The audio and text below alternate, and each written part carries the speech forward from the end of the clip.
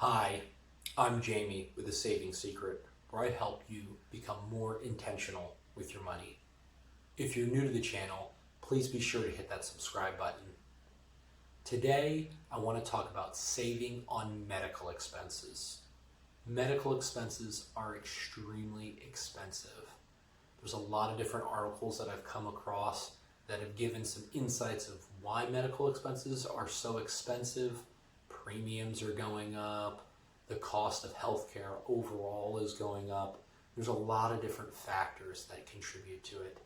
But as a normal person and as an everyday person, we don't really think much about medical expenses until something changes, like our premiums go up, or we come across a large medical expense. So today I want to talk about how I have saved thousands of dollars, and I've done this several different times, to save thousands of dollars on medical expenses. So a lot of this has to do with if you receive a large medical bill from a hospital, how are you able to pay significantly less than the bill was required of you? So today I'm going to talk through that. So if you've received a medical service, whether you've had a child in a NICU or you're receiving a service from a hospital, bills can add up extremely fast, especially if you have a high deductible plan. You may have a $6,000 deductible and the bill comes out for $5,000.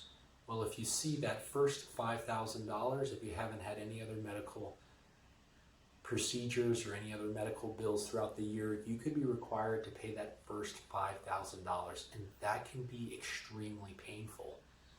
But just because you're required to pay $5,000 doesn't mean that you can't get a large discount. So today I'm going to walk through how to get that large discount. So when you receive a bill, you want to make sure that you've confirmed that it has gone through your medical provider, to make sure that it's gone through your medical insurance. If it's gone through your medical insurance, then you know you're getting at least the credit for paying that bill.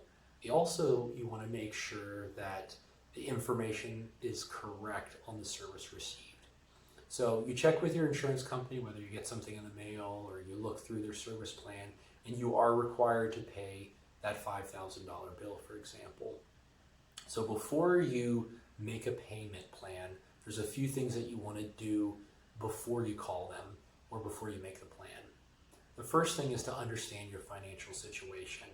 The best thing you can do is have available money on hand to help negotiate a lower cost.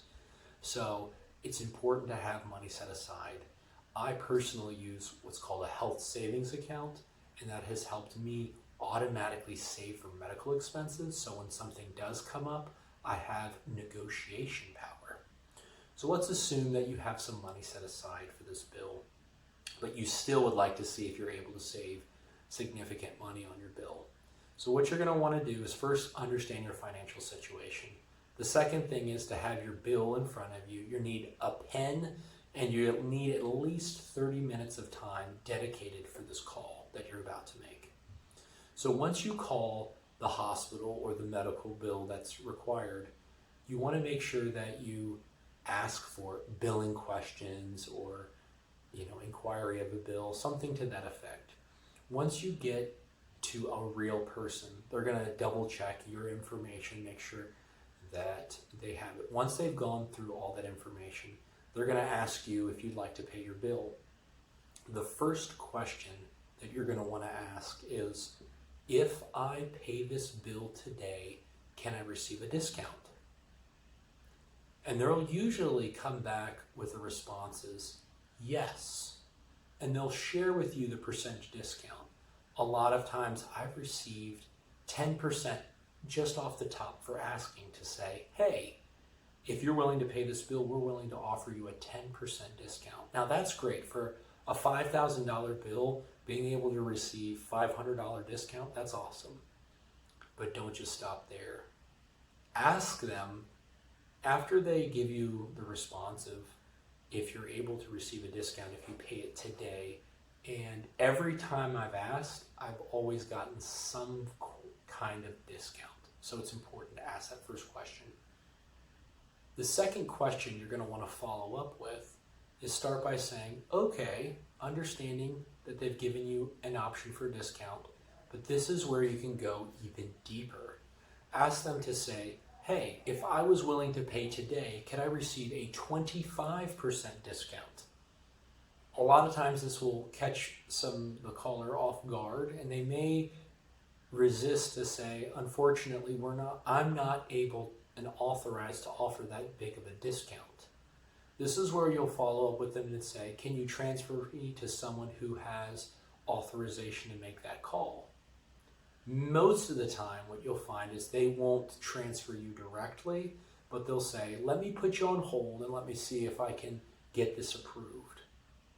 They'll put you on hold for a little while, and then they'll come back and they will offer you one of two things will happen. Is they'll say, actually, I was able to get that 25% discount, but you need to be willing to pay today. And you say, absolutely. The second thing that could happen is, unfortunately, they might not have gotten you to that full 25%, but they were willing to go to 20%. Again, $1,000 off, that's a mortgage payment for many people. So being able to save $1,000 with a short call is extremely valuable.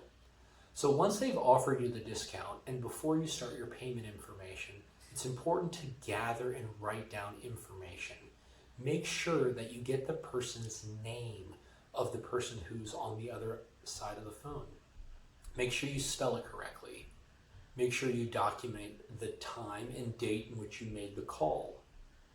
Ask them for a confirmation number for the payment information that you've provided, as well as your call information. Also, when you're talking with a representative, be sure that they include a receipt. That you get a digital or physical receipt, whatever's better for your preference.